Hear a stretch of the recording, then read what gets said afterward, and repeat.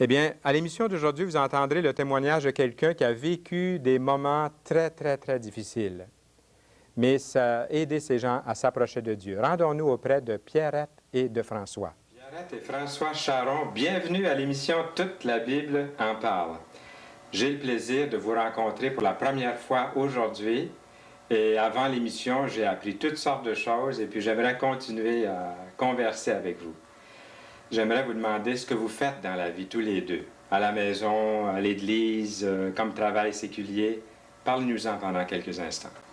Alors moi, je suis représentant dans les produits de lunettes soleil et je fournis les Pharmaprix du Québec et les bases militaires du Québec. Et dans mon assemblée, je m'occupe avec mon épouse de la jeunesse. Ah oui?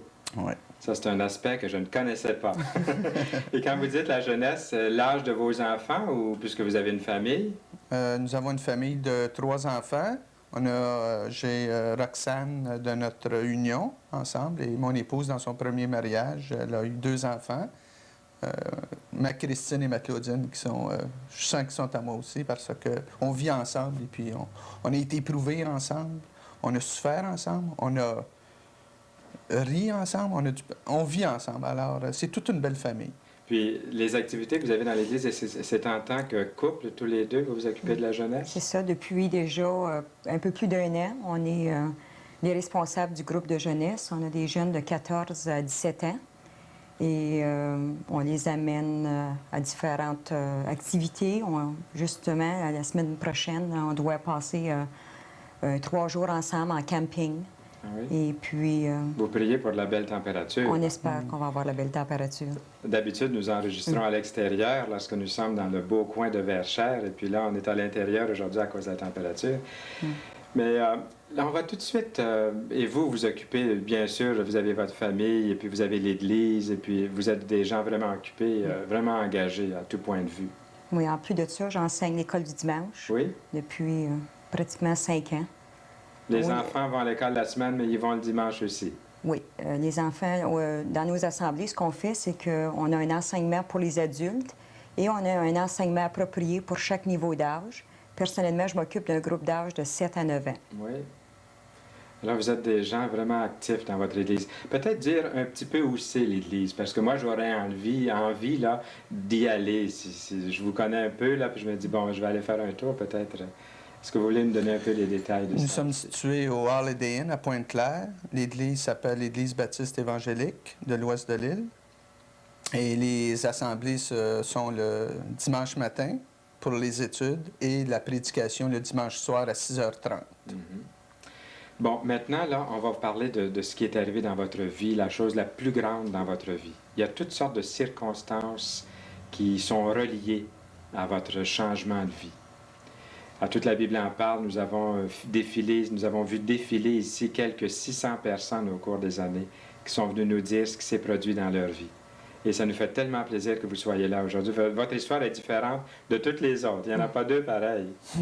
Et comment viviez-vous avant d'aimer Dieu comme vous l'aimez? Vous l'aimez vraiment d'une autre façon aujourd'hui?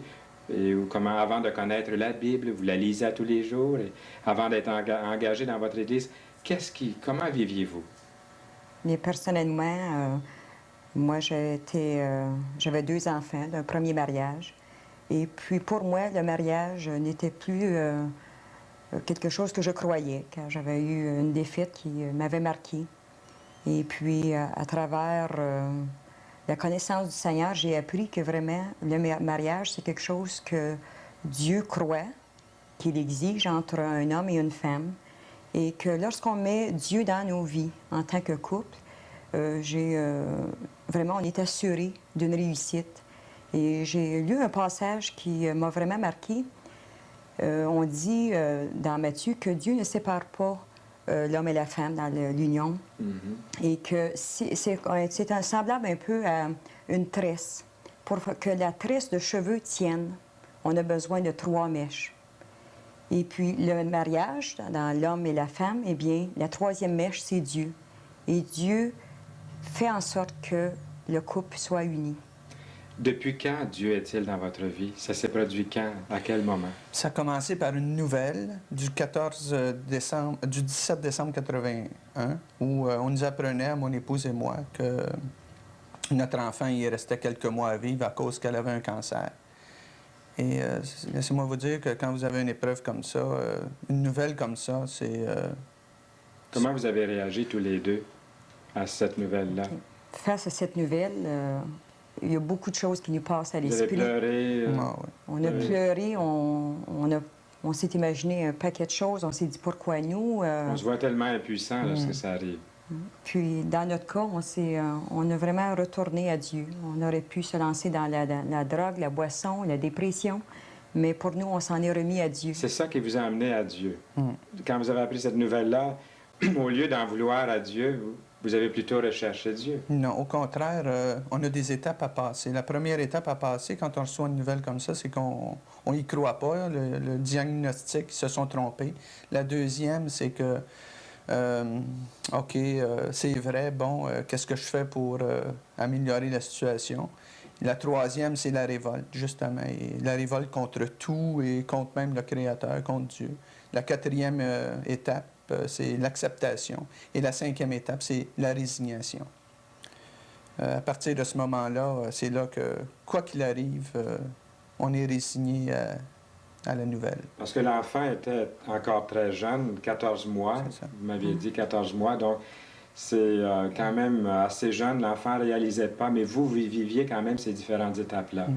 On dit que souvent, le malade vit, il passe par les étapes que vous venez d'énumérer. Mais heureusement, un enfant ne réagit pas à la maladie comme un adulte. Non? Et je me souviens, lorsque Roxane elle avait ses traitements, jusqu'à l'âge de 2 ans et demi, elle ne réalisait pas qu'elle recevait des traitements de chimiothérapie. Et elle revenait à la maison, et comme si rien n'était. Mais à l'âge de 2 ans et demi, elle a commencé à réaliser qu'on partait avec elle à tous les semaines, à tous les 3 semaines pour l'hôpital. Et c'est à ce moment-là qu'elle a commencé à avoir des réactions de nausées. Et même au début, elle ne connaissait pas ça. Et puis, vraiment, on a appris à travers cette maladie. D'ailleurs, c'est de cette façon-là qu'on a appris à connaître le Seigneur parce que il y a des étapes qui se sont échelonnées après la première année de sa maladie qui a fait qu'on a rencontré un chrétien qui nous a parlé de la parole. Entendre parler, là. Si vous voulez me donner ces différentes étapes-là, ça serait C'est que très intéressant pour nous. moi, je m'occupais de l'association Leucan, que peut-être que certaines personnes connaissent. C'est l'association de parents qui ont des enfants atteints de leucémie et cancer. Et j'avais à cœur de pouvoir aider cette association-là. Et j'avais fait l'invitation à travers mon bureau. Et le patron de ce type de chrétien qu'on a rencontré était à cette réunion, m'avait demandé de lui faire part de la date que je ferais la vente de billets pour l'association. Mais lui, ce patron-là, n'a pas pu se présenter. Il a envoyé son employé, qui était Gilles Dextras, qui était notre ami, un chrétien. Et Gilles a été ému par le diaporama qu'il avait vu et a pris beaucoup de billets parce qu'il voyait la cause tellement importante. Quand il est revenu, il m'a demandé « Est-ce que tu connais des parents qui ont des enfants atteints de cancer? » Et c'est là que je lui ai fait part de mon historique parce que je n'en avais pas parlé à personne à ce moment-là. Et suite à cela, il nous a demandé d'aller à son assemblée. Et son assemblée était en prière déjà depuis 3 mois lorsqu'on s'est présenté à l'assemblée. D'ailleurs, on était cotés comme les parents de Roxane. Personne ne connaissait nos noms. Et vraiment, je dois dire aujourd'hui qu'avec la prière, aujourd'hui, notre enfant, elle est en vie. Elle a été... mais les médecins se sont prononcés sur son état, qu'elle est guérie depuis l'année dernière qu'on a fait... on nous a fait... Vous avez dû pleurer aussi quand vous avez appris la nouvelle. Ah, là. ouais. Ah. Autant que lorsqu'on apprend que... Le 31 juillet 87. C'était la date où les 2 médecins, un des 2 médecins qui nous avait annoncé la nouvelle, nous confirmait que c'était une guérison de Dieu. Est-ce qu'il vous a donné des papiers ou si c'était... il vous a dit ça comme ça, puis vous êtes resté... Des fois, on reste... on se dit, est-ce que c'est vraiment une guérison? Je pense que nous, dans notre cœur, on voyait ce que Dieu avait fait dans nos vies, parce que c'est à travers cette maladie-là qu'on a accepté Dieu comme notre Sauveur et Seigneur. Et dans notre cœur, dans les dernières années, je peux dire que moi-même, j'avais confiance que Dieu était pour prendre soin de cet enfant-là, que dans sa parole, il nous a dit que Dieu est là et qu'il prend soin de ses enfants. Et lorsqu'ils m'ont fait, qu'ils nous ont annoncé la nouvelle officielle, pour moi, dans mon cœur, ça faisait déjà un bout de temps. C'était déjà Que dans mon- confirmé. Hein, Que Dieu la guérirait. Ah, ben ça, c'est la foi aussi. hein, Oui. ça. Nous avons assisté 9 semaines d'affilée à l'Assemblée où Gilles nous invitait. Et le prédicateur, il prêchait en avant et ça rentrait, mais il n'y avait rien qui se passait. Et à un moment donné, moi, c'est arrivé le 14 mars 83 où, dans ma voiture, j'ai réalisé vraiment que ce que je faisais dans le passé, c'était pas bien. Et que j'avais besoin vraiment de... Vous étiez dans votre automobile? Oui, lorsque j'étais ces dans ma pensées-là voiture. sont venues en C'est vous? ça, oui. Ouais. Et puis j'ai réalisé que j'avais besoin d'un sauveur à cause de... Et je savais, parce que j'avais assisté 9 semaines antérieurement à l'Assemblée, que Jésus, Dieu s'était fait chair, Dieu s'était fait homme, et il était venu sur la terre mourir pour nous, pour nous redonner une communion avec Dieu. Et c'est à cet instant que j'ai accepté, j'ai ouvert, j'ai pris la décision, j'ai ouvert mon cœur à Dieu et j'ai accepté son Fils dans mon cœur. Et dans Jean 14,6, dans la Bible, il dit, Jésus dit, « Je suis le chemin, la vérité et la vie.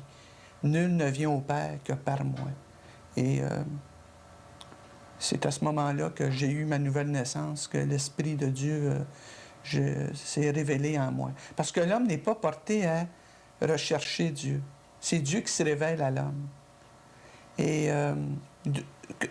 de plusieurs manières, nous, ça a été de cette manière-là, par cette nouvelle-là. Et depuis ce temps-là, ça fait déjà 6 ans passés. Et vraiment, ça a été vraiment, on glorifie le Seigneur aujourd'hui, on le remercie de nous avoir acceptés pour ses enfants. Et notre responsabilité, on a le privilège d'annoncer la bonne nouvelle aux gens qui ne le connaissent pas. Trop souvent, les gens... je fais partie d'un groupe qui s'appelle les Gédéons et je distribue beaucoup de Nouveaux Testaments et de Bibles. Et malheureusement, je demande aux gens, as-tu lu la parole? As-tu commencé à lire la Bible? Et les réponses sont souvent négatives. Et tout est là, tout est là. Parce que tout au long de la maladie de votre fils, ça s'échelonne sur plusieurs années, vous aviez toujours la maladie de votre fille, l'inquiétude de savoir comment est-ce qu'elle va tous les jours et tout ça. Et le Seigneur vous a appelé au travers de ça. Est-ce que je peux avoir, par rapport à cette maladie qui a duré quand même plusieurs années, et votre conversion, c'était au début de sa maladie ou c'était à quel moment? Là, C'était un an après qu'on a découvert... Donc, vous avez grandi dans la vie chrétienne, là. Autrement dit, l'édification, votre croissance spirituelle, c'est vraiment faite au sein de cette maladie-là. Vous avez été renforcé dans le Seigneur. C'est pas quelque chose qui vous a diminué ou qui vous a éloigné. Parce que pour nous, c'était vraiment l'encre. Il fallait s'accrocher à quelque part et puis le Sauveur était là, il tendait la main. Puis c'était vraiment une consolation parce que même entre couples, lorsqu'on passe une épreuve comme telle, on est toujours, nous du moins, on a remarqué on se supportait l'un et l'autre à travers cette épreuve-là. Mais par contre, on avait le Seigneur, on avait une force supérieure que les gens du dehors ne connaissent peut-être pas. Et c'est lorsqu'on va dans les hôpitaux et qu'on voit tous ces gens-là et qu'on se demande comment est-ce qu'ils peuvent passer à travers cette épreuve sans le Seigneur. Le champ est grand, la moisson est grande parce qu'il y a tellement de gens qui ont besoin de connaître Dieu. Et votre fille, comment est-ce qu'elle prend la vie aujourd'hui? Notre fille, c'est un rayon de soleil. D'ailleurs, les professeurs de l'école la nomment ainsi. Et c'est un enfant qui... pour elle, la vie, c'est important de pouvoir en jouir et elle aime le Seigneur et même elle parle du Seigneur à ses proches. Je sais que lorsque sa grand-mère et sa tante viennent à la maison, elle va les amener dans sa chambre pour leur parler du Seigneur et leur faire accepter Dieu dans leur vie. Et elle leur passe des Nouveaux Testaments. Comment ils réagissent à ça, eux? Ils réagissent bien. Oui. Bien, mais vous savez une chose, c'est la décision. Hein? C'est le jour où on réalise qu'on a besoin de Dieu. Alors, Là, c'est l'Esprit de Dieu qui travaille. Mais là. le Seigneur se sert d'elle C'est quand ça. même, Ah de oui, votre fille. absolument. Sûrement, ils doivent l'écouter puisqu'ils savent quand même par quoi elle est passée. Puis elle-même aime Dieu dans sa vie, votre petite fille. Et puis elle témoigne à l'école et partout. Est-ce qu'il y a quelque chose que vous aimeriez partager de la parole avec nous là, en terminant déjà cette entrevue qui est bientôt terminée? Moi, Un passage des Écritures qui vous a tenu, qui vous a fait du bien tout au long. eh bien, nous, à travers l'épreuve qu'on a passée, j'ai un passage ici qui nous a touchés, il nous a encouragés énormément. C'est dans 1 Corinthiens 10, verset 13, qui dit « Aucune tentation ou épreuve ne vous est survenue qui n'ait été humaine, et Dieu, qui est fidèle, ne permettra pas que vous soyez tentés au-delà de vos forces. Mais avec la tentation ou l'épreuve, il préparera aussi le moyen d'en sortir afin que vous puissiez la supporter. » Et pour nous, c'était un grand sujet d'encouragement de voir que le Seigneur prend soin de ses enfants et qu'il a de différentes façons de nous amener à lui. Et dans notre cas, eh bien, ça devait être à travers l'épreuve de la maladie. Dans l'Évangile de Matthieu aussi, il est dit que « Venez à moi, vous tous », et le « tous », c'est tout le monde. « Qui êtes fatigué et chargé, je vous donnerai un repos. » Mais c'est un repos vraiment calme qu'il nous donne. C'est vraiment une bénédiction de Dieu. Et si nous avons été aujourd'hui avec vous, ça nous a fait vraiment plaisir de l'être et d'annoncer aux gens qu'on connaît Dieu, puis on l'aime, puis on veut le faire connaître aux autres. Eh bien, merci beaucoup là-dessus. On se dit au revoir. J'espère que c'est seulement qu'un au revoir et que bientôt nous allons pouvoir se rencontrer à nouveau et causer comme on vient de le faire. Que le Seigneur vous bénisse abondamment. Merci beaucoup. Merci. C'était Pierrette et François Charon. C'est un témoignage vivant. Ça nous a fait du bien. Et à vous aussi, j'en suis persuadé.